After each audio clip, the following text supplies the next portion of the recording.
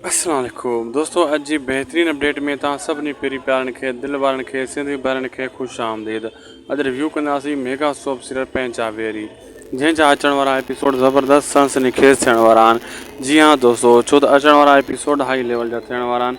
अचण वारे एपिसोड में तव्हांखे सुठा सुठा सीन ॾिसण वटा मिलंदा।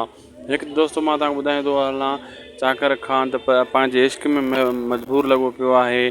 होॾां जेको आहे तव्हां ॾिठो त मतिलबु अकबर ख़ान बि वॾी हाणे गेमूं खेॾे थो। शुरू में अकबर ख़ान छा चवंदो, मां इंसाफ़ पसंदि माण्हू आहियां, हाणे उहो बि गेम खेॾे थो, बनबिरियूं करे थो। सांवल बि हिकिड़ो ई माण्हू सचो आहे, सांवल जेको पंहिंजे दिलि ते वञे थो ऐं इंसाफ़ करण जूं ॻाल्हियूं करे थो, लेकिन शैतान माण्हुनि जे रस्ते में रुकावट विझनि था ऐं उनखे इंसाफ़ नथा करणु ॾियनि। काफ़ी शैतान नवां बि अची विया, काफ़ी पुराणा। अहिड़े हिसाब सां ड्रामो सुठे में सुठो हले पियो पंहिंचावेरी, लेकिन कुझु ड्रामे जी कहाणी जेको मुराद नओं शैतान पैदा थियो आहे अचानक, इहा कहाणी कुझु अजीब लॻी। हिते जेको आहे न व्यूअरशिप में बि धकु लॻंदो।